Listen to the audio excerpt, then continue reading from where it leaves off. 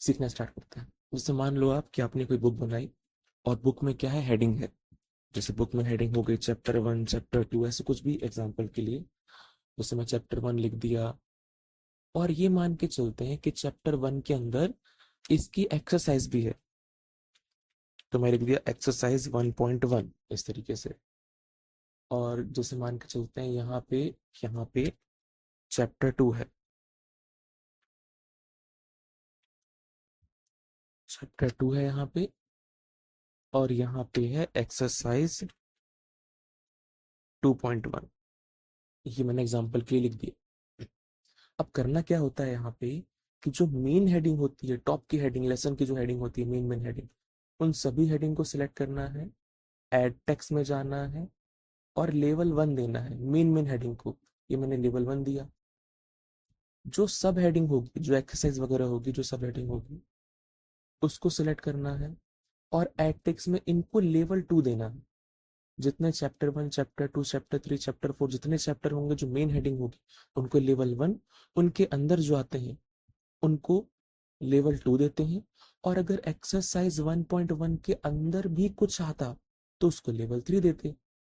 खैर, आगे चलते हैं। चैप्टर 2 सिलेक्ट किया मैंने, चैप्टर 2 को कौन सी हेडिंग देंगे? वेरी गुड, लेवल 1 हेडिंग देंगे। और फिर जो 2.1 है, जो उसकी सब हेडिंग है चैप्टर के अंदर, उसको लेवल 2 देंगे। ऐसा ऐसा करने से फायदा क्या होगा? अब देखो, मैं थोड़ा लास्ट में आ जाता हूँ। एक बार इंटर करके मैं अगली लाइन में आ गया। अब देख पाओ, ये लिखा है टेबल ऑफ कंटेंट, यहाँ पे क्लिक करना है। पहला या दूसरा, कोई किसी भी एक बॉक्स में आप क्लिक कर दो, कोई इतना फर्क नहीं होता। आप यहाँ क्लिक करोगे तो हेडिंग में कंटेंट लिखा आएगा, यहाँ क्लिक करोगे आप तो टेबल ऑफ कंटेंट लिखा आएगा। जैसे मैं यहाँ क्लिक कर दिया तो देखो आप, कुछ बन के तैयार हुआ। थोड़ा सा मैं इसको जानबूझ के बड़ा कर देता हूँ ताकि साफ साफ दिखाई दे। ये देखो, ये लिखा है कंटेंट, और ये क्या लिखा है, चैप्टर 1 कौन से नंबर पे है, पेज नंबर 1 पे है। एक्सरसाइज 1.1 कहाँ पे, पेज नंबर 1 पे है। और देख के क्लियर हो रहा है ना कि थोड़ा सा आगे बढ़ा हुआ है, मतलब क्या है, चैप्टर 1 के अंदर आ रहा है ये। चैप्टर 2 कहाँ है, सेकंड पेज पे है। एक्सरसाइज 2.1 कहाँ है, सेकंड पेज पे है। और जो ये बॉक्स बन के आता है ना, हाईलाइट जो हो रहा है, अगर आप उसमें कहीं क्लिक करोगे तो ये बॉक्स खुल जाएगा थोड़ी देर में। और जो हेडिंग है, इस पे हम डायरेक्ट जा भी सकते हैं। कोई अगर बोले कि एक्सरसाइज 2.1 पे जाओ, तो कीबोर्ड से कंट्रोल दबा के रखेंगे और इस पे माउस से क्लिक कर देंगे। लिखा भी आ रहा है ना, control plus click to follow link, तो मैं करता हूँ। ये मैं डायरेक्ट पहुंच गया, एक्सरसाइज 2.1 पे पहुंच गया समय। अब एक काम करते हैं। जैसे मान लो किसी ने चैप्टर की जगह इसको चेंज किया, चैप्टर की जगह इसको कर दिया किसी ने लेसन कर दिया, ठीक है। और लेसन 1 को वो आगे ले गया, आगे वाले पेजेस में। तो मैं लेसन 1 को ले आया हूँ 3rd नंबर के पेज में। कैसे पता चलेगा? तो ये यहाँ देख के लिखा है ना 3 of 12, 3 of 12 मतलब टोटल 12 पेज है। 12 पेज में से हम है तीसरे नंबर के पेज में। वैसे ही एक्सरसाइज 1.1 को मैं पूरा लिखता हूँ, फुल फॉर्म लिखता हूँ उसका यहाँ पे मैं। वैसे चैप्टर 2 की जगह मैं कर देता हूँ लेसन 2, और एक्सरसाइज को मैं पूरा लिख देता हूँ। आप एक बार ये चेक करते हैं कि क्या वो अपडेट हुआ जो हमने बनाया था। ये तो अपडेट ही नहीं हुआ। तो क्या करना है, इसमें क्लिक करना है एक बार तो ये खुल जाता है ये वाला एरिया। ये लिखा है अपडेट टेबल। अपडेट टेबल का ऑप्शन यहाँ भी होता है और यहाँ भी होता है, दोनों सेम है। अपडेट टेबल पे क्लिक करना है। यहाँ पे दो ऑप्शन आपको मिलेंगे, update page number only, update entire table. Update page number only मतलब क्या हो जाएगा, अगर आपने केवल उनके पेज चेंज कर दिए इंटर कर करके या पेज ब्रेक देख के, केवल आपने पेज चेंज करे हैं, उनके कंटेंट में कोई बदलाव नहीं किया है, तो हम ये यूज कर लेंगे, अपडेट पेज नंबर ओनली। लेकिन हमने तो उनके कंटेंट को भी चेंज कर दिया ना, चैप्टर को लेसन कर दिया, एक्स को हम पूरा हमने एक्सरसाइज लिख दिया है, तो क्या करेंगे, अपडेट इंटायर टेबल पे क्लिक करेंगे और ओके। तो ये अपडेट हो गया। अब थोड़ा सा बड़ा कर लेते हैं इसको। ये पूरा अपडेट हो गया। ये हमने एक चीज सीखी, रेफरेंस टैब में टेबल ऑफ कंटेंट ही खत्म यहाँ पर। उसको हटाता हूँ मैं।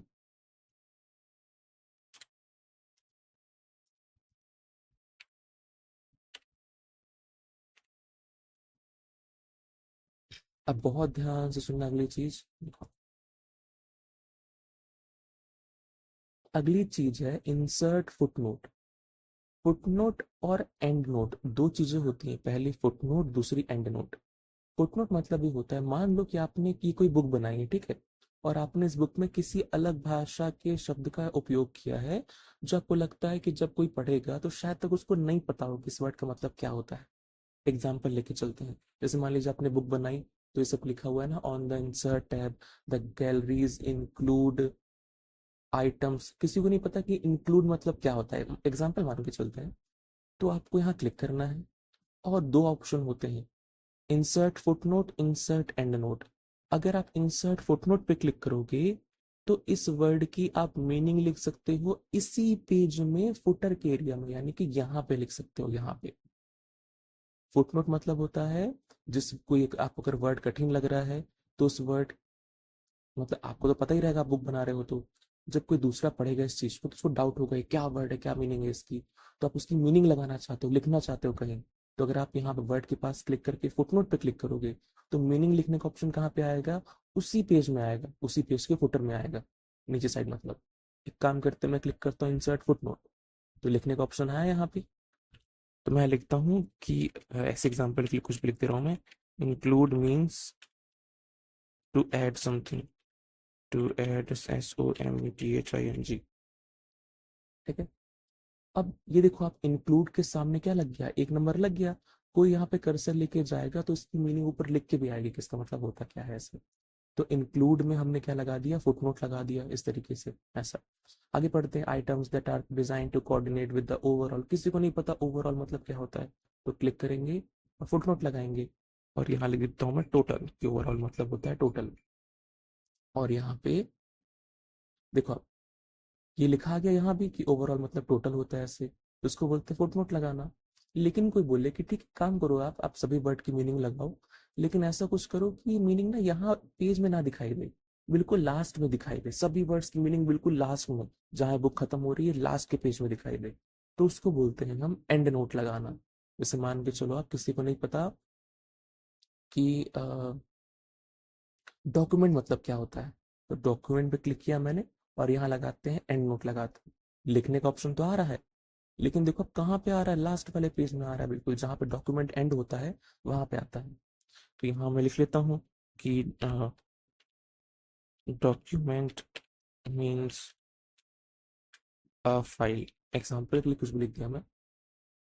अब दिक्कत ये होती है कि सर क्लियर कैसे होगा कि फुटनोट कौन सा है, एंड नोट कौन सा है, तो बहुत इजी है, इजी।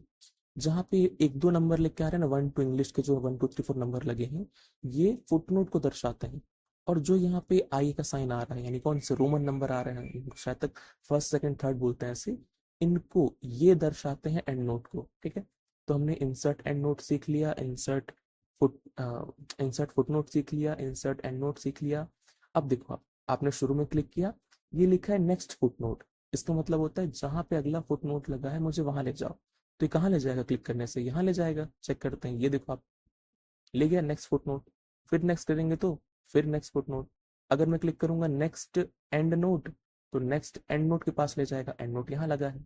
अगर मैं क्लिक करूंगा प्रीवियस फुटनोट, तो पहले वाले फुटनोट के पास ले जाएगा, इस तरीके से ऐसा। अगला ऑप्शन, अगला ऑप्शन जो है, अच्छा एक चीज बची ना, शो नोट्स।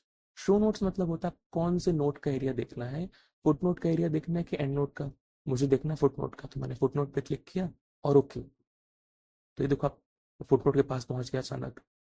ध्यान रखना, आप ये चीज तभी काम करेगी, शो नोट्स तभी काम करेगा जब आपने दोनों लगाया होगा, फुट नोट और एंड नोट दोनों। केवल एक लगा होगा ना तो ये शायद खुलता नहीं है, कुछ एरर आता है ऐसा कुछ शायद। अब मान के चलते हैं कि आपको यहाँ पे किसी ने बोला कि अच्छा, एंड नोट फुट नोट हटाना हो तो बस यहाँ पे क्लिक करना, और जो नंबर होता है ना उसको मिटा देना आपस से, ये सिलेक्ट हो, एक बार आप बैक स्पेस प्रेस करोगे तो सिलेक्ट होगा, दूसरी बार से गायब हो जाएगा।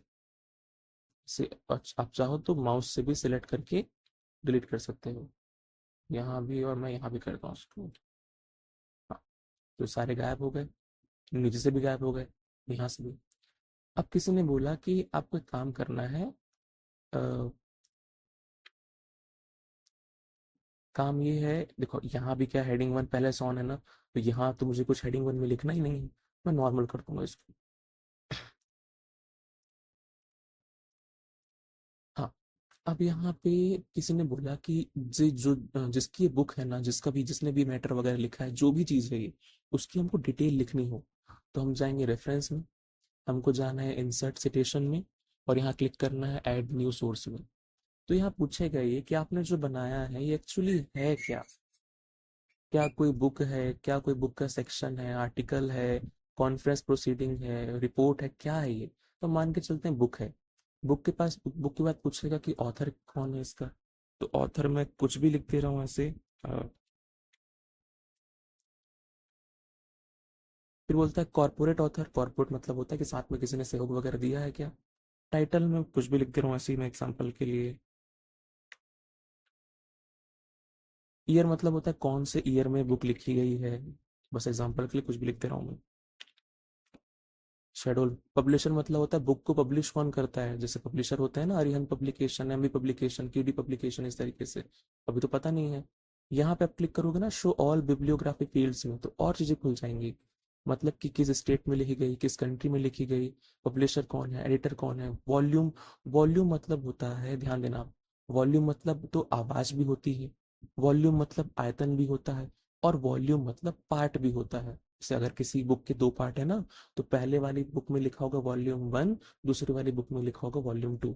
तो मान के चलते हैं कि ये वॉल्यूम टू है, ठीक, ये वॉल्यूम टू है। ये मैंने आई का साइन लगाया, अधिकतर लोग आई का साइन यूज करते हैं, मतलब ये फर्स्ट सेकंड वाला रोमन अंक यूज करता है। नंबर ऑफ वॉल्यूम्स मतलब कि जो आप बुक बना रहे हैं इसके कितने पार्ट आ चुके हैं, तो मैं लिख देता हूँ कि इसके चार पार्ट आ चुके हैं। नहीं, चार पार्ट नहीं, अब इसका एक ही कटा है, ऐसे मान के चलते हैं, तभी ना सेकंड पार्ट होगा फिर। ट्रांसलेटर कौन है इसका, कोई शॉर्ट टाइटल आपको रखना है क्या इस बुक के बारे में। स्टैंडर्ड नंबर, जो बुक इंटरनेशनल लेवल की होती है, तो बुक में ना एक बुक के पीछे कोड छपा होता है, बार कोड, उसमें एक नंबर होता है, उसको बोलते हैं ISBN नंबर, यानी कि इंटरनेशनल स्टैंडर्ड बुक नंबर। तो वो यहाँ फिल कर सकते हैं। पेजेस मतलब कि इस बुक में कितने पेज हैं। एडिशन बोलते हैं ना, latest edition, first edition, last edition, best edition. Comment में कमेंट में आपको कुछ लिखना हो तो आप लिख सकते हो, कुछ भी अपने मन से ऐसे। इतना लिख के मैं करता हूँ ओके पे क्लिक करता हूँ। तो देखो आप, मैंने इतना कुछ लिखा, लेकिन यहाँ तो केवल दो ही चीजें आई बस, तो उसको मिटाते हैं, और यहाँ पे क्लिक करेंगे बिब्लियोग्राफी में, और फर्स्ट वाले बॉक्स में क्लिक कर देंगे। तो ये देखो आप, अब थोड़ी ज्यादा डिटेल आई। अगर ये अच्छी ना लग रही हो तो पता है इस बॉक्स में क्लिक करना एक बार आप, और ये स्टाइल आप चेंज कर सकते हो। तो हल्का फुल्का चेंज होगा, जैसे यहाँ पे ऐसा हो गया हल्का सा गोदान, यहाँ पे प्रेमचंद थोड़ा सा डार्क हो गया, इस तरीके से बोल्ड हो गए, यहाँ पे ऐसा हो गया, यहाँ पे ऐसा हो गया, बहुत सारे स्टाइल है, कुछ ना कुछ अलग अलग होता है यहाँ से ऐसा। इसके बाद बात ये आती है कि जैसे, हाँ, कि आपने एक लिस्ट बनाई, बात ये आती है कि लिस्ट सेव कहाँ रहती है, तो ये लिस्ट सेव रहती है मैनेज सोर्स में, यहाँ पे क्लिक करेंगे तब वो लिस्ट मिलेगी। ये देखो अब ये मिली, ये है मास्टर लिस्ट। मास्टर लिस्ट मतलब जितनी आप लिस्ट बनाओ आप इसको सेव कर सकते हो, 3-4 हजार लिस्ट आप सेव कर सकते हो यहाँ पे। करंट लिस्ट मतलब होता है कि यहाँ पे बिब्लियोग्राफी पे क्लिक करने से कौन सी लिस्ट सामने आएगी MS वर्ड में, ठीक है। जैसे अगर मैं किसी और लिस्ट में क्लिक करके यहाँ कॉपी कर दूं ना इस साइड, और उस पर क्लिक करूँ करंट लिस्ट में, जैसे अगर करंट लिस्ट को मैं हटाता हूँ यहाँ से, ठीक है, ये मैंने डिलीट कर दिया इसको, अब करंट लिस्ट खाली है। तो अब देखो आप, अब कुछ नहीं आएगा यहाँ से, ये देखो कुछ नहीं आया। लेकिन अगर वैसे उसी समय में जो मास्टर लिस्ट है, मास्टर लिस्ट में प्रेमचंद पे क्लिक करके अगर मैं इसको कॉपी कर दूं, कॉपी दिस साइड लिखा है ना ये साइन एरो का, इस पे कॉपी कर दो ये, तो अब करंट लिस्ट में क्या आ गया, प्रेमचंद आ गया यहाँ पे। अब देखो आप, यहाँ क्लिक करूंगा और सिलेक्ट करूंगा तो अब इनका नाम आ जाएगा ऐसे। ये भी कंप्लीट। अगला इंसर्ट कैप्शन बहुत इजी है। इंसर्ट कैप्शन मतलब होता है, जैसे अपने NCERT की बुक में देखा होगा ना, जो बहुत सारे डिजाइन बने होते हैं ज्योग्राफी वगैरह में, तो उनके नीचे एक नंबर लिखा होता है, और ऐसे लिखा होता है ना फिगर 1.1, फिगर 2.1, इस तरीके से। तो एग्जाम्पल मान के चलते हैं कि मैंने यहाँ पे कोई फिगर बनाया, फिगर मतलब शेप, कुछ भी बना लेता हूँ मैं ऐसे, आज क्या बना लूँ, ट्रायंगल बना लेता हूँ जैसे एग्जांपल के लिए, ठीक है। और मैंने यहाँ पे क्लिक किया। अब मैं गया यहाँ पे इंसर्ट कैप्शन में। कैप्शन मतलब क्या होता है आपको पता होगा, कि जब भी हम नहीं व्हाट्सएप इमेज वगैरह भेजते हैं तो नीचे कुछ लिखने का ऑप्शन आता है, उसी को बोलते हैं कैप्शन। कि वो इमेज किस बारे में है, क्या है, वो हम कैप्शन लिख सकते हैं। जैसे मैं यहाँ पे मुझे लिखना है। देखो अब यहाँ पे तो कर्सर ही नहीं आ रहा है, तो एक तरीका है, जहां भी लिखना होता है ना, बस आप माउस से वहां डबल क्लिक कर दो, तो कर्सर वहां पे आ जाएगा, ठीक। ये यहाँ पे कर्सर आ गया। अब मैं गया यहाँ पे इंसर्ट कैप्शन में। अभी मुझसे पूछेगा कि लेबल क्या है। लेबल मतलब कि क्या आपने कोई फिगर बनाया है, कोई इक्वेशन है, कोई टेबल है, क्या है। फिगर है, फिगर पे क्लिक कर देंगे। आप एक नया लेबल खुद क्रिएट कर सकते हो। ये लिखा है न्यू लेबल ना, आप यहाँ पे जाओगे तो खुद आप अगर आप कोई नई चीज लगा रहे हो तो आप उसको नई नया नाम दे सकते हो। अभी तो हम फिगर ही लगा रहे हैं, और यहाँ फिगर 1 ऑटोमेटिकली लिखा आ जाएगा, तो यहाँ पे मैं ओके पे क्लिक करता हूँ, तो फिगर 1 लिखा आया। और यहाँ लिखता हूँ मैं, यहाँ लिख देता हूँ मैं ट्रायंगल, एग्जाम्पल के लिए। ट्रायंगल लिखने के बाद, हाँ, ऐसे बहुत सारी चीजें बना सकते हो, जहां जहां शेप लगा वहां वहां पे फिगर 1 यहाँ पे आया है ना, अगर अगला कोई शेप होता है उसमें अपने आप फिगर 2 लिखा जाता ऐसे। इससे फायदा क्या होता है, इससे हम फिगर्स का इंडेक्स बना सकते हैं। इतना करने के बाद आपको जाना है इंसर्ट टेबल ऑफ फिगर्स में, और यहाँ पे इनमें से कुछ नहीं करना है आपको। आपको केवल यहाँ पे ओके पे क्लिक कर देना है, तो बन के आया। फिगर 1 ट्रायंगल कहाँ पे है, फर्स्ट नंबर के पेज में। ऐसे जितने फिगर आप बनाओगे, मार्क करोगे, उन सारे का इंडेक्स एक साथ जनरेट हो जाएगा। और यहाँ पे अगर आप क्लिक करोगे तो उसको अपडेट भी कर सकते हो, अगर पेज वगैरह चेंज हो गया हो, कुछ वर्डिंग चेंज हुई हो, तो अपडेट टेबल पे क्लिक करके हम फिगर को अपडेट कर सकते हैं ऐसे, ठीक है। सेम चीज पेज नंबर अपडेट करना है कि पूरा का पूरा टेबल। क्रॉस रेफरेंस इसको नहीं सीखते, लास्ट में सीखेंगे, ठीक है, बोरिंग बोरिंग ऑप्शन है, मैं बता दे रहा हूँ ऐसे। इस पे क्लिक करोगे आप ना, तो आपने अपने डॉक्यूमेंट में क्या क्या लगाया है, आपने कहाँ कहाँ हेडिंग लगाई है, तो देखो आपने 4 हेडिंग लगाई है, ये आ गया। कहाँ कहाँ आपने बुकमार्क लगाया है, बुकमार्क तो कोई है ही नहीं, इससे हम क्रॉस चेक कर सकते हैं कहाँ कहाँ foot note, and note, equation हमने क्या क्या लगाया है। फिगर हमने देखो एक लगाया है तो एक दिखा रहा है यहाँ पे, ईच काम है इसका। अगली चीज जो बहुत बोरिंग बची है अब, ये दोनों चीजें मुझे बिल्कुल नहीं पसंद। आपको अपने डॉक्यूमेंट में से कुछ कुछ वर्ड्स अच्छे लगे, जैसे गैलरीज अच्छा लगा, इंक्लूड अच्छा लगा, तो इनको आप सेव कर सकते हो। देखो कैसे, मार्क एंट्री में गए, ठीक है। देखिए, आपको अगर अच्छा लगा, ये चेंज वर्ड अच्छा लगा, तो आपने चेंज को सिलेक्ट किया। चेंज को सिलेक्ट करने के बाद यहाँ पे आके ना खाली जगह पे एक बार क्लिक कर देना आप, तो देखो आप ये चेंज आ गया। इसको करते हैं मार्क। आपको अच्छा लगा कमांड वर्ड, तो आपने सेलेक्ट किया, और यहाँ पे आके यहीं कहीं क्लिक कर देना आप, इस वाले डायलॉग बॉक्स में आके, तो कमांड वर्ड भी आ जाएगा, और अपने मार्क कर दिए, ठीक है। तो ऐसे हम वर्ड्स को मार्क कर सकते हैं। मार्क करने के बाद इंसर्ट इंडेक्स में जाएंगे और ओके पे क्लिक कर देंगे, तो देखो आप जो जो हमने वर्ड मार्क किया होगा ना, वो वर्ड आ जाएगा। ये चेंज भी आ गया, कौन से नंबर पेज पे, 10 नंबर पे। कमांड आ गया, कौन से नंबर पेज पे, 10 नंबर। तो जो हम वर्ड सिलेक्ट करके सेव करेंगे वो लाइन से लग जाएंगे ऐसा। एक बात का विशेष ध्यान रखना, जब भी हम मार्क एंट्री या मार्क सिटेशन का ऑप्शन यूज करेंगे, तो ऑटोमेटिकली होम टैग का जो ऑप्शन होता है ना, उल्टा पी वाला, पैराग्राफ मार्किंग का, ये ऑन हो जाता है। इसको ऑफ कर सकते हो आप, ठीक है। बार बार ये ऑन हो जाएगा जितनी बार आप यूज करोगे। अब अगली चीज, एक चीज और बच गई, वो है मार्क सिटेशन। मान के चलते हैं कि यहाँ पे आपने ना कुछ अच्छे अच्छे टेक्स्ट लिखे हुए हैं, कुछ अच्छी अच्छी बातें लिखी अपनी बुक्स में, कोई थॉट वगैरह है। जैसे मैं यहाँ पे लिख देता हूँ,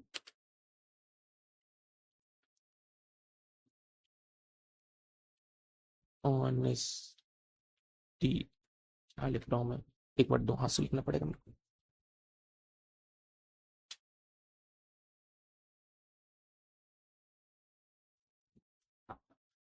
honesty is the best policy. ऐसे बहुत सारे थॉट अलग अलग बुक में लिखे हैं, अलग अलग जगहों पे। आप चाहते हो कि इन सब की आप एक सीरीज बना के रख लो एक पेज में, कि जहाँ पे सारे थॉट लिखे हैं, अलग अलग ना हो, अलग अलग पेज में ना हो। अब अलग अलग पेज में तो हो ही, एक अलग पेज में, ये लास्ट के पेज में ना, सारे थॉट एक साथ लिख जाए और उनका इंडेक्स भी बन जाए। तो देखो आप जितने थॉट होंगे उनको आप सिलेक्ट करोगे, इंसर्ट टेबल ऑफ अथॉरिटीज में आप जाओगे। यहाँ पे क्या क्या चीजें हैं, स्टेटस है, रूल्स है, रेगुलेशंस है, क्या लिखा है, कॉन्स्टिट्यूशनल प्रोविजन है, कि संविधान में अगर कुछ प्रावधान किए गए हों, वो आपने लिखे हो तो उनको हम इन कैटेगरी में डाल सकते हैं। ये तो क्या है, एक अच्छा सा थॉट है, ऐसे बोल सकते हो। तो थॉट की तो कैटेगरी ही नहीं है, तो क्या करेंगे यहाँ पे, बनाएंगे कैटेगरी। कैसे बनाएंगे, देखो कहाँ के बनाने का ऑप्शन, मॉडिफाई में रहता है। हाँ, मॉडिफाई, मैं कहाँ चला, अच्छा मैं यहाँ चला गया। मार्क सिटेशन में जाना है, मार्क सिटेशन में जाएंगे, हाँ गलती से मैं क्लिक कर दिया था। थॉट को सिलेक्ट करने के बाद मार्क सिटेशन में गए। अब देखो आप यहाँ पे कैटेगरी लिखा है, कैटेगरी में गए, और यहाँ पे जो 8 नंबर है, 8 तो की कैटेगरी होती नहीं है, 8 को रिप्लेस करते हैं, THOUGST थॉट से, और मैंने कर दिया रिप्लेस और ओके। तो अब देखो आप जहाँ कैटेगरी है वहाँ पे क्या है अभी, केस, तो जो हमने थॉट बनाया है उस पर क्लिक करेंगे और यहाँ पे कर देंगे, इसको मार्क कर देंगे, ठीक है, क्लोज। फिर लास्ट में चलते हैं, जाना है इंसर्ट टेबल ऑफ अथॉरिटीज में, ऑल पे क्लिक करोगे आप तो जितना आपने कैटेगरी में आपने जो जो ऐड किया होगा सब आ जाएगा। मैं केवल थॉट पे क्लिक करता हूँ और ओके, तो आ गया, थॉट हेडिंग आ गई। और ये honest is the best policy कौन से पेज नंबर पे, सेकंड पेज नंबर पे लिखा है ऐसा। ये जो पैराग्राफ मार्किंग इसको हटा देना आप, उल्टे पिक पे क्लिक कर तो ये हट जाएगी ऐसे, ठीक है। रेफरेंस टैब पूरा खत्म हो गया, कुछ नहीं बचा है इसमें।